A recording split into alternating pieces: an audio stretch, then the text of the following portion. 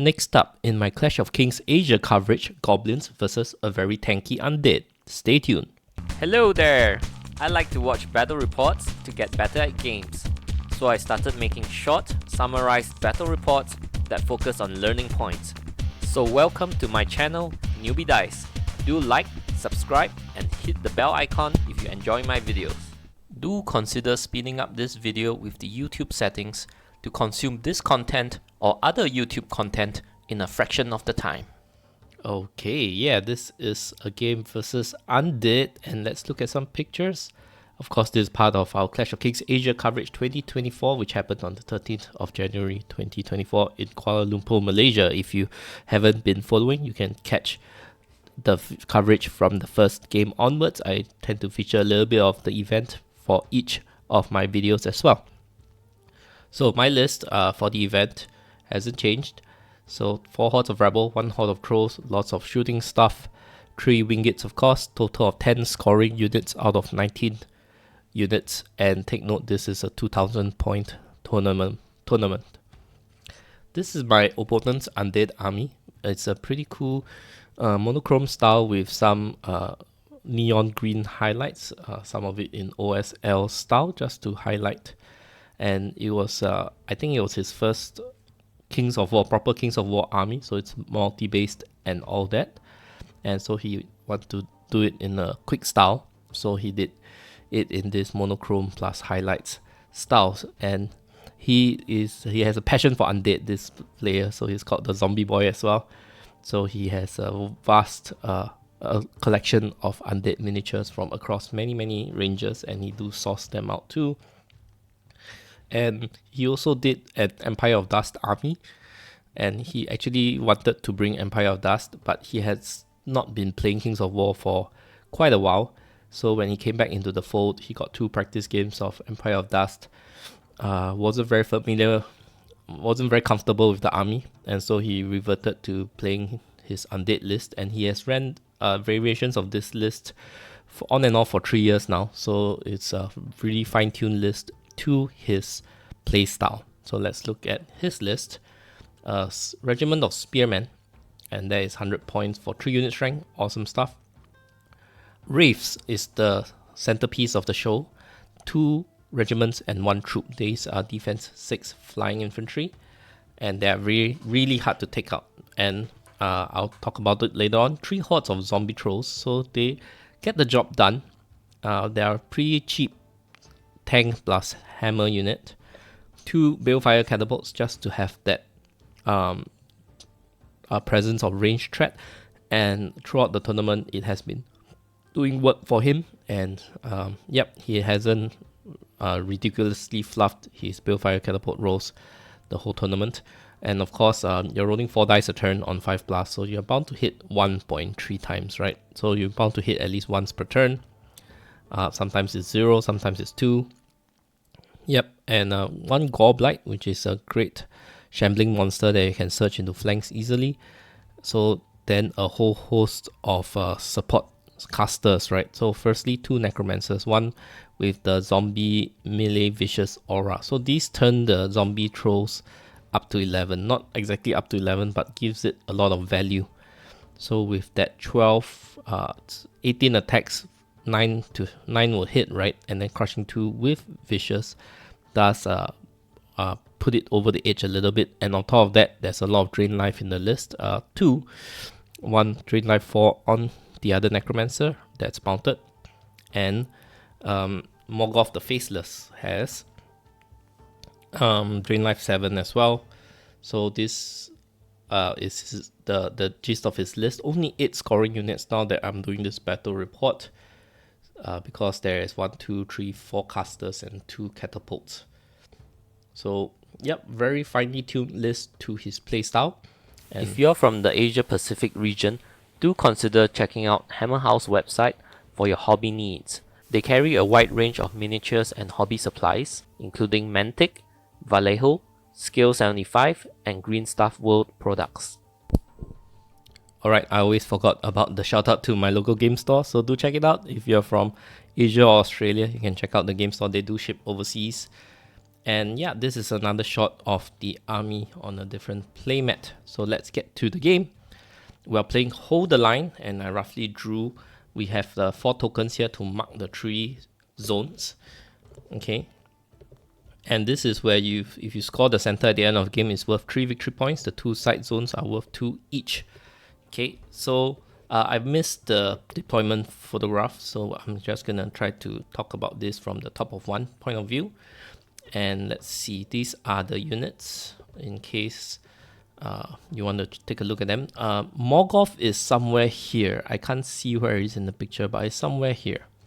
Okay, so let's talk about some considerations. So firstly, I forgot who won the sides, but seeing as they are quite equal, doesn't matter anyway. But one thing to take note is that we have 2 hills here on opposite ends, pretty huge hills, but there's a forest. This is a forest in the middle, and there's a forest over here. So if we were each to mount the hill, we will have difficulty seeing each other because of the forest. So that's one consideration. Yeah, looking at this, maybe he won the sides because putting his catapult here is definitely better than here because of the forest will block the line of sight to the hill.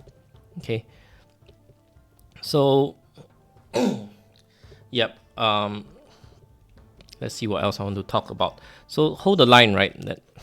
So this is a difficult part. So if I were to put my force here and put our force there, then I would not be able to shoot at the stuff over here, right? So even though I got the hill on the left, I'm quite wary of putting all my shooting here because there's nothing to shoot at. And on top of that, the catapults might rain on me. So that is one consideration. So instead of deploying everything on the near the hill, I started to spread out my stuff. And I knew that, you know, he's definitely gonna deploy heavily on his hill. So I thought I should put some punching force on the right side to sort of delay him from crashing towards the center. So obviously my plan is to take the left and the center, and you see he has nothing on the left at all. And his plan was to take the right and center. So looking at this, right, of course, reviewing this, I should have put more force in the center rather than so heavily on the right, the king and the troll horde. Okay, another thing was his casters were all mainly on the left side, the right side over here.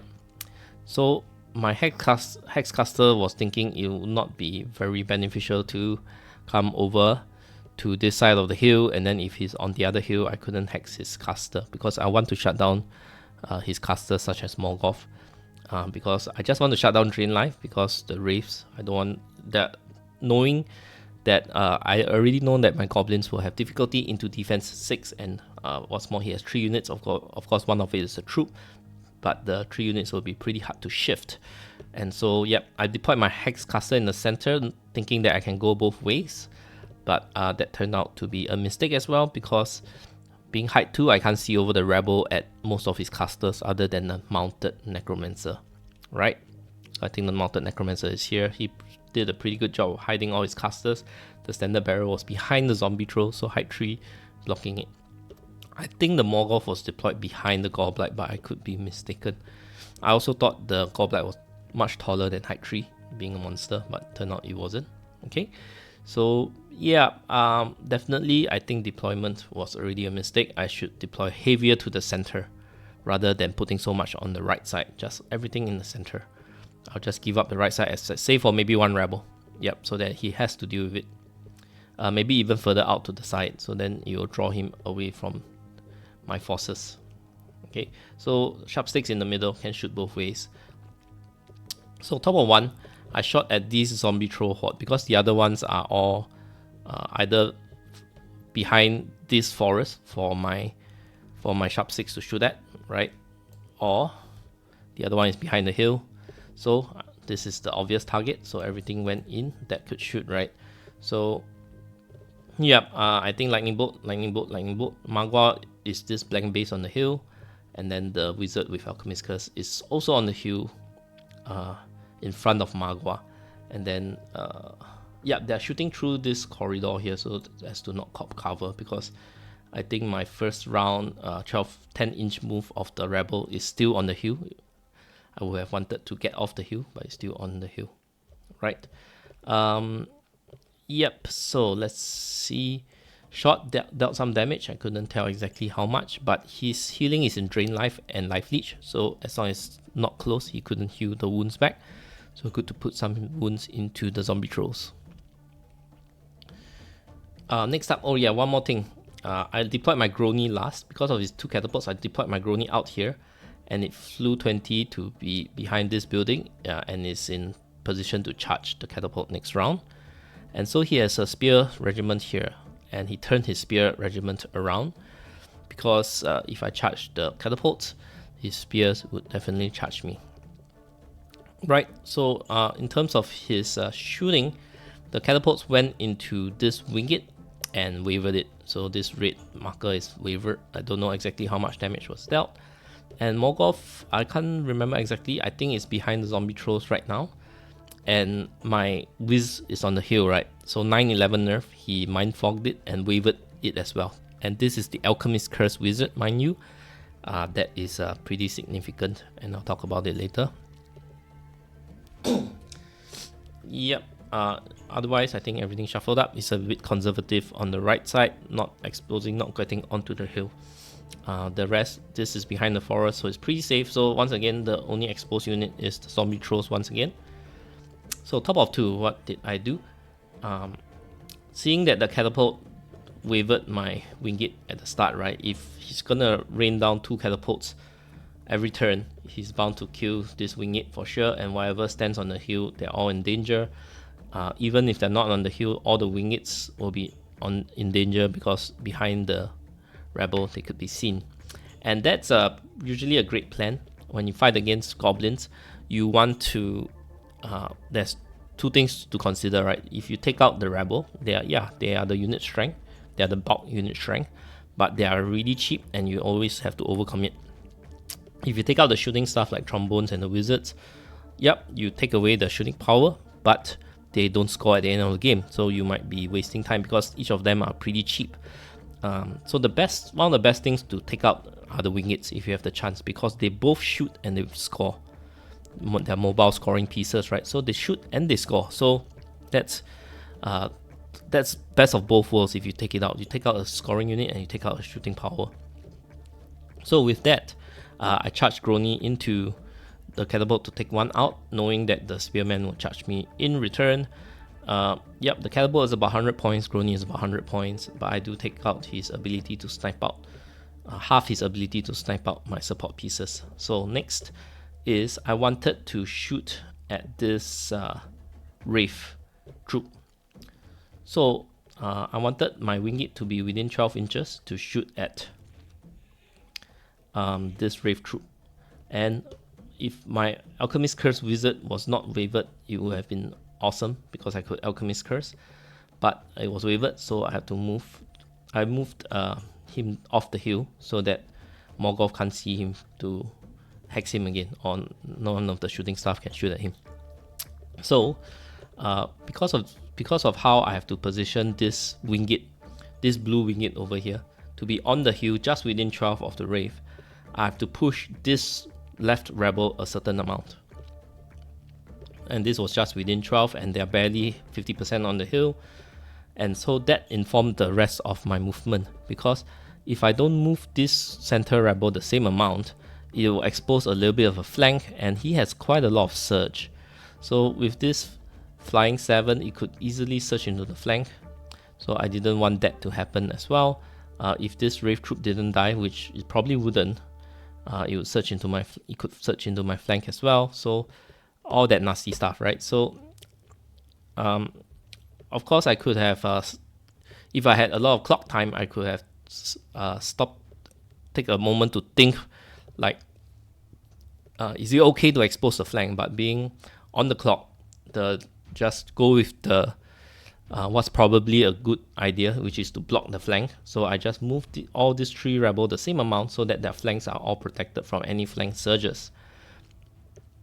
Okay, but what that also did, so my shooting, right, is only a measly 1 blue winged, and this is Magua, lightning bolting.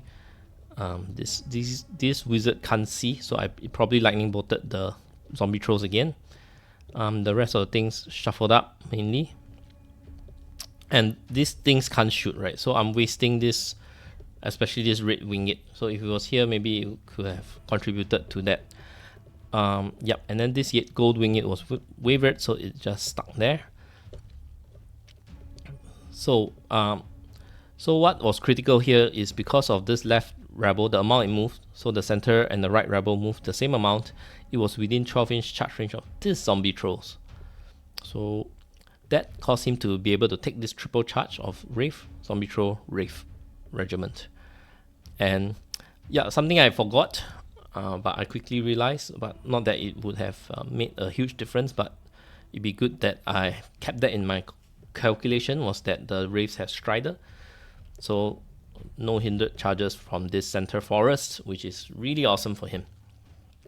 So bottom of 2, what he did, triple charge, right? And then he moved this reformed sideways, and it slid into this spot over here centrally on this, in this forest.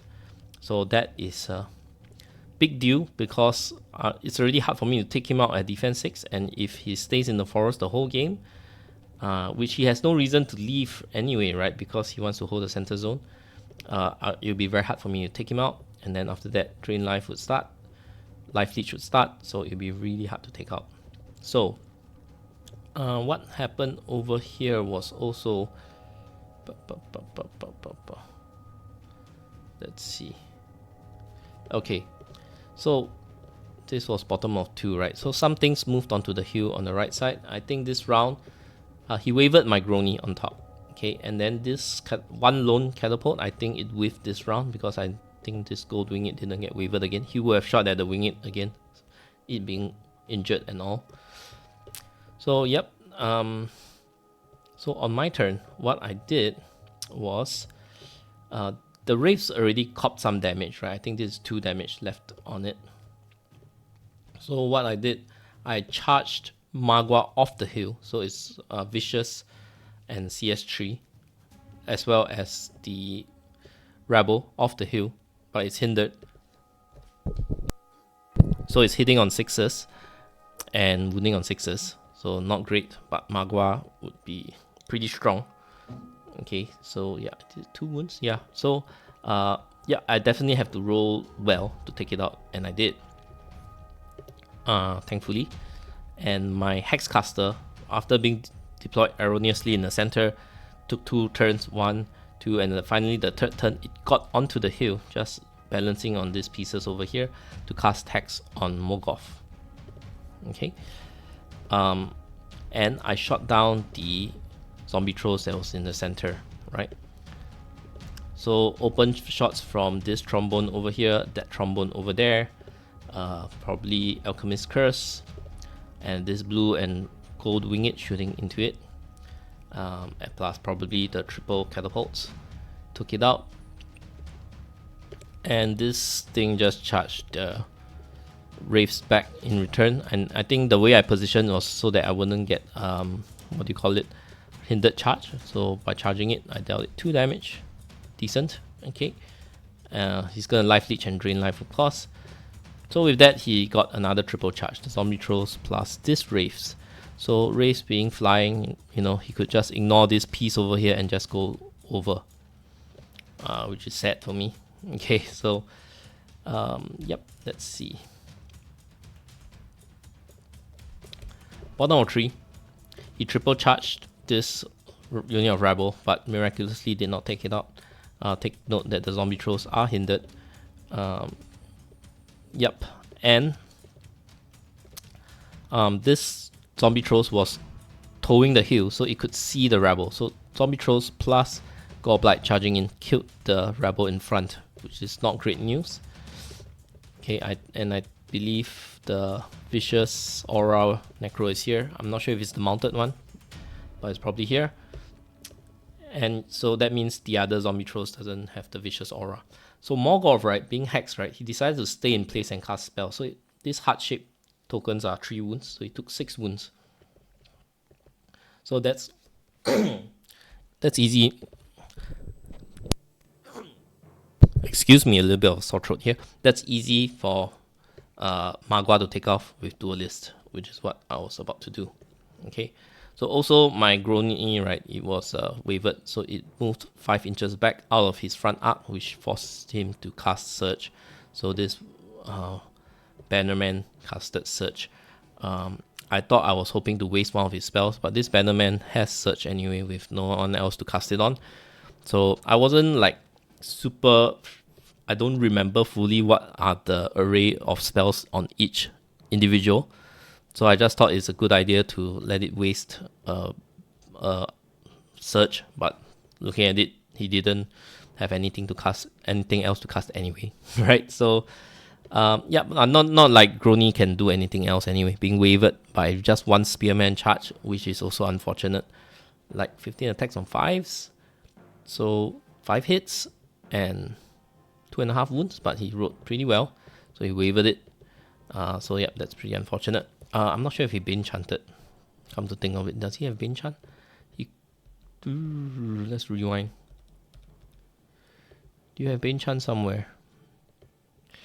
Morgoth has Bane Chant, but I'm not sure if it's within casting range. Right, he probably not within casting range. So, oh well. So this was quite a tough turn for me.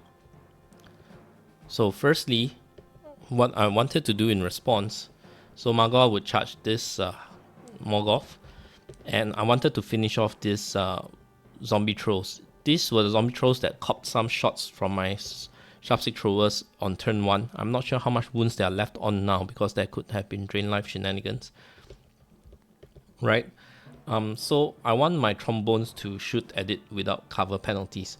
So if, depending on what my rebel charge, if it's slit enough over here, then the zombie trolls would get cover from this trombone over here, because if the rebel come and block the front over here, this one might be able to come around, but this trombone would cop cover shots. So I don't want to cop cover shots for the zombie trolls. So I think...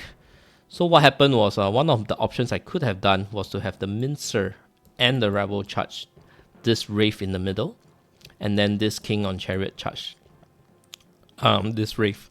So because I don't want to slide my Rebel over, because if the Mincer and the Rebel, it will be something like this, and it will create cover for the zombie trolls. So I decided not to charge my Mincer, so I just counter charge this way, and this charge this way.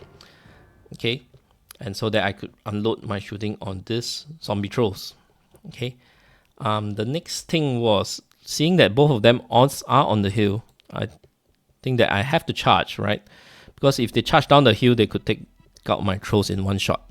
So I decided to charge this zombie trolls, and I think earlier on I had some spare. Let's see. Yeah, when I took out this, when I took out the first zombie trolls, let's rewind a little bit. This one over here, I think I had some spare shots that I shot and wounded the Goblin, ending partially because this guy has a bow as well, and there's a red winged over here. So if you notice, there are some wounds over here. Yep, by the third turn there was 3 wounds over here. So I was hoping that I could roll so well that firstly I take out this zombie troll and I take out this Goblin, because my trolls are gonna charge these trolls, and if I don't kill these trolls and this Goblin is still alive, it's definitely a flank charge without even needing to surge. So yeah, so that's that's a pretty difficult situation to be in. Of course, this King on Chariot could have charged this, but then I will have nothing to pin this Wraith down, because this Mincer is not in position to go around and charge this, especially if this Rebel doesn't slide. So this Mincer being stuck for 1 turn is also pretty painful, not doing anything, also because I wanted to have non-cover shots on this, right? Why do I want to have non-cover shots on this? Because I want to roll well enough so that I have enough shots to take out the Goblin. So all this is a cascading of consequences, right? So lo and behold, hey, hang on. Right, so in the end, sorry. In the end, I think I was considering whether to screen or not. And I think in the end, I decided to charge. And so this one caught cover shots. So it might be because I had cover shots that I didn't roll so well. So I had to devote more shots here, which means some of the winged shots and some of the the wingeds will definitely shoot this one, right? But some of the sharp sticks might have to go into the zombie trolls instead of this goblin. But either way, I did not kill the zombie trolls, which is expected, and I did not kill the goblin, which means this troll is dead. So this whole right side is like totally wasted. I deployed more stuff here and yet it achieved nothing. My wearable got wiped out in one round and the trolls are gonna get wiped out as well. So pretty sad over here.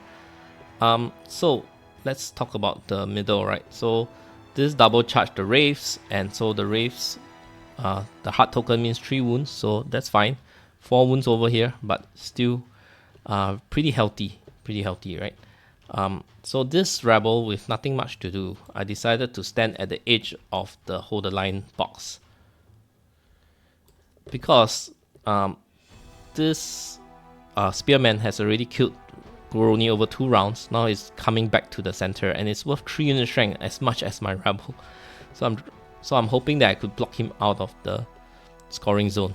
Okay, the zombie trolls got shot down. These 2 wraiths are now center and in the forest, which is a problem for me, right? Because I really can't take it out.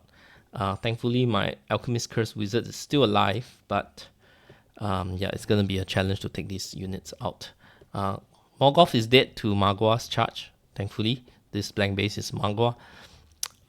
Yep, so he only has 1 source of drain life left, but it's on the other side of the forest, so he could be in relative safety. So let's see what happened. Of course, the rebel in the middle got charged again, and this time it died. And this wraith is now facing this way in the rear of my rebel, which is not good, right? These trolls get killed. I do have some explosion from the trolls with death packs, so they took some damage over here. This king on chariot held.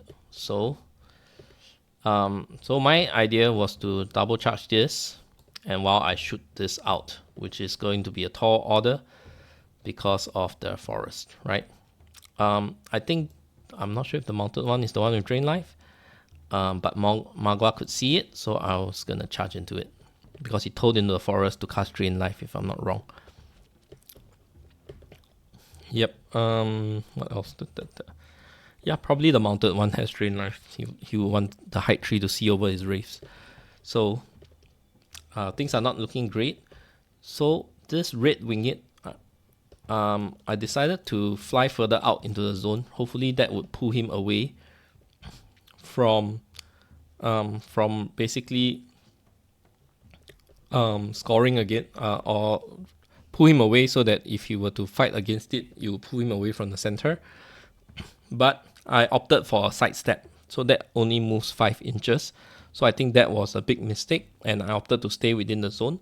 So I could have flown 10 and turned this way. Hopefully I can still see the zombie trolls. So something like that, right? So I tilt this way.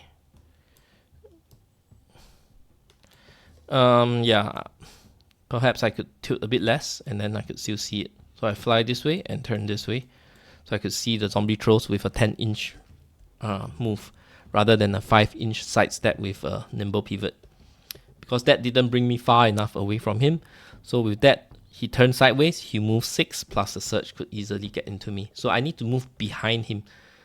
The key to that, right, when against surge, right, so if he had to pivot more than 90 degrees, right, he couldn't walk 6 inches. That's the difference. So if I go into his rear line, right, so I need to go past his rear line, this part. So once I clear this part, And of course, when he pivot, because of the rectangular basing, there's a little bit more, right? So once I clear this part, right, he can't walk 6 inches. Then he'll be fully dependent on the surge amount to get into me. So I should have cleared this line, which is another mistake that I made. Time was running low. I'm 10 minutes for turn 5 and 6, and the potential turn 7. So yep, so I have to fast play, and yep, that's where a lot of mistakes also happen. So I shot into the Wraiths, and I didn't kill it. So bad news, that means it's gonna rear charge my Rebel with a front charge from Spears. So that is probably a dead Rebel.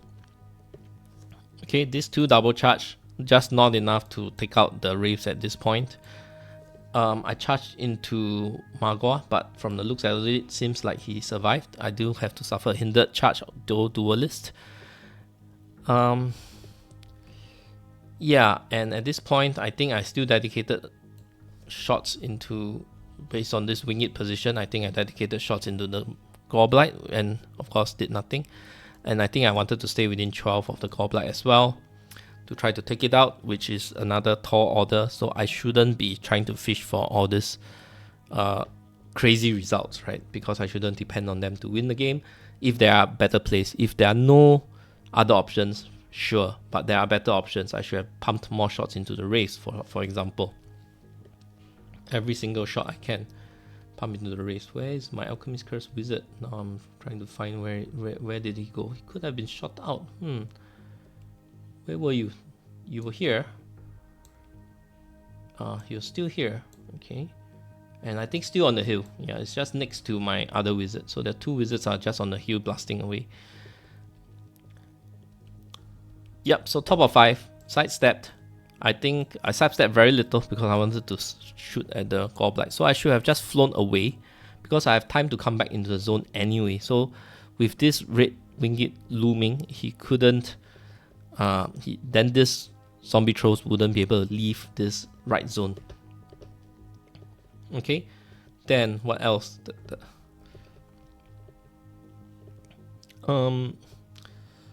There's nothing much else to talk about. So this rebel get taken up. Spears are back into the zone, which is terrible for me because this is 3 unit strength, 3 unit strength, 3 unit strength. Okay, the red winged was taken out very predictably. Just move 6 and search in. Winged is dead. So I have only 1, 2, 3 unit strength remaining. So things are not looking great for me. So I just shot a bunch of times. I finally killed this Wraith after 2 rounds of shooting. And I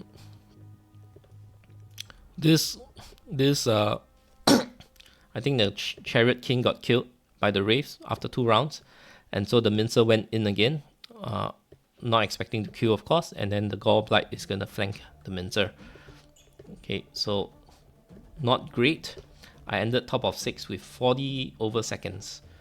So if there's a turn 7, I don't have much time to play. So on his turn, I stopped taking pictures after that because I have no time, right? On his turn, I think he took out one of the wingeds, probably the blue one over here, plus probably the trombone went down. Whether trombone went down doesn't matter, but basically the Mincer died, so my only scoring unit left was the gold winged. And so, like, end of turn 6, I definitely would have lost. If there was a turn 7, I could make a play for it. So, turn 7 did come, but however, with 40 seconds, just not enough time to play out the entire turn. So, that was pretty unfortunate. So, but I did, after the game was over, I did try to roll all the dice if I were to have a turn 7. And I think I just managed to kill all his scoring units because the Goblin is wounded, 11 wounds as you can see here. The Wraith is wounded, right? The Wraith is wounded, and I think I used Magua. The Goblin is heavily wounded, and the Spearman can easily be taken out by whatever's remaining shooting over here. So could I have won? Since I killed all 3 scoring units and I have a winged here in the center, the only unit strength, could I have won? we theorized that no, I wouldn't have won, because what he should have done, bottom of 6, he just kept his zombie trolls there. So top of 7, if I killed all of this, he still had a zombie troll. Granted, 6 turning and moving 6 inch would not bring him into the center zone. Let's see. I think it's here. Right, I think it would be somewhere here. Somewhere along here. But he has enough surge to bring him across. That's the thing. He has enough surge to bring him across. So then yeah, at least I don't feel so bad that if I had time to play turn 7, I might have won. But he could have surged in. So oh well. Yeah, 3 casters remain, right? Because this mounted Necro, I didn't kill it, and I think all these 3 casters have surge. The Undead Standard Baron being the last one.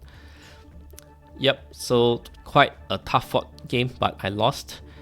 Knowing that defense 6, lots of defense 6 is something that my Goblins, especially this list at 2000 points, have trouble against. At a higher point level, I think I could bring the Slasher, that will help, and I'm also experimenting 1 Slasher and 1 Giant to crack armor, because that's one weakness that my list has. Alright, so learning points. I should try to hold 2 zones from the get-go and not deploy across all 3. And if I had my forces more concentrated in the center, there might be a better chance of winning the game.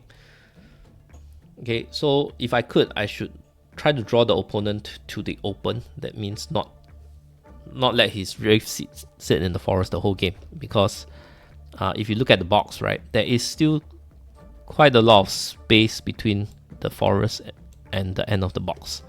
So if I could, let's just draw this line across.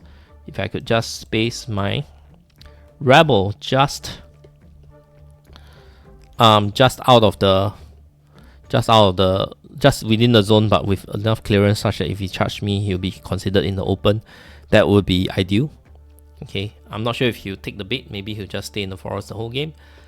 But if he's not killing the Rebel, if he's not moving to kill, and he can't be sitting in the forest while I keep shooting, right? And then his only source of healing is to fight with Life Leech and to get Drain Life, which is 6 inch, pretty close. So yeah, perhaps another strategy was to just sit there, right? I'm not sure how much my Rebel could sit. Yep, maybe if it's just 50-50. Yep. So that's that. Yeah, draw them into the open. So splitting fire and hoping to do well is not a great idea, especially against Shambling, right? Because my Wingates are great at flying out of line of sight and shooting at stuff, but not if they have surge to surge back into you. I need to at least fly past to the behind you rather than to the side, so at least when you turn around you can't move at all. So I should ground things I couldn't afford to be charged by. But with his Wraiths turning around, he could just charge me anyway. I got nothing to charge him in the front. Yep, and figure out a good plan and follow through with it. I think halfway through I decided to hope to roll well to kill the Goblite, and it just didn't happen. And that Goblite just rolled all over my right flank, and it was bad, right? So that was terrible. And yeah, fly far away enough from Shambling, that's important. So yep, this is once again, whenever I have a loss, I tend to be even more critical of my play and determine what I could have done better to perhaps get a win the next time. And don't have to beat myself. I usually beat myself a lot for losing a game where afterwards, if I look at my play, I could have won. But I don't anymore. I'm more chill that way, I guess. Because like, if I could look through the battle report and think of 10 things I could have done better, my opponent would have been able to look through his battle and thought of 10 things he could have done better as well. So if I shouldn't judge things unfairly that, oh, I could have done 10 things better and he would have stayed the same, right? Because if I give myself a chance to analyze and imagine how I would have done better, then the opponent would have the same opportunity to analyze and think what he could have done better. And by thinking of it that way, like, yeah, sure, if I did this, I would have won the game. But that is provided that he did nothing better. So both of us were in the heat of the competition. So that's the plan that we came up with the pressure of the competition and time. So the plan that I came up with was worse than the plan that he came up with given the pressure and the time. So if I ever had all the time in the world like this to reanalyze my battle and do better, he could have done the same, and he could have come up with better plays as well. And that might mean that if we were to both play with 10 things better each, he could still easily have won, most likely. Right? So with that, yeah, there's some anecdote, some things that I thought about that would not make me feel so bad and keep beating myself up, because like you could have always thought back about a game you lost, and if I were to not make these 3 mistakes, I would have won that game. And a loss could just keep brewing in your head, but then you don't think, hey, if I were to take back 3 mistakes, and if my opponents were to take back 3 mistakes, he would have won the game again. So yeah, think of it that way, and just think about how you can just play better the next time nonetheless, and yeah, not be overly sad about losses. Yep, I know that this probably takes me out of the top position, chance at the top place, but yep, I'm happy to have done well. And yeah, playing an army that is totally different from what I usually play, which is Alpha Strike Green Lady. Yep, I'm happy to firstly be doing well with Goblins in terms of generally, and in terms of time, which is something that I wanted to improve on quite a bit. Granted, I didn't have time to play this turn 7. That was because this was the hardest battle of the tournament, in my opinion, as well as the pressure of the tournament, all that jazz. So yep, I think I'm still pretty happy with this game, what I could take away from this game and this tournament in general, playing Goblins as well. So shout out to my patrons before I go. 1 peep Anonymous, 2 peep Thomas Douglas, and 4 peep Alessandro Serpe. So I have no great rewards for my patrons, except that, I'm just saying, if you like what I'm doing, bring to you battle reports that help you improve your game. If you like what you watch, do watch another video firstly. Help the YouTube algorithm improve my video results by liking, subscribing, hit the bell notification, leave a comment. What do you think of this game? What do you think I made? What other things that I could have done better? And what do you think my opponent could have done better? I have a new Beta Dice podcast. You can leave a review on the podcast as well. I just interviewed Jeff Trage of his win from Clash of Kings Australia last week. So that's my latest episode. And yeah, if you like my mission of bringing to you content that can help everybody improve as a Kings of War gamer, do support me on Patreon, because my mission is to bring to you educational content so that we could all improve in playing the game without getting to play the game, by watching these content so that we can get better at the game. Right, with that, I hope you enjoyed this battle report, and I'll see you in the next one. Bye bye.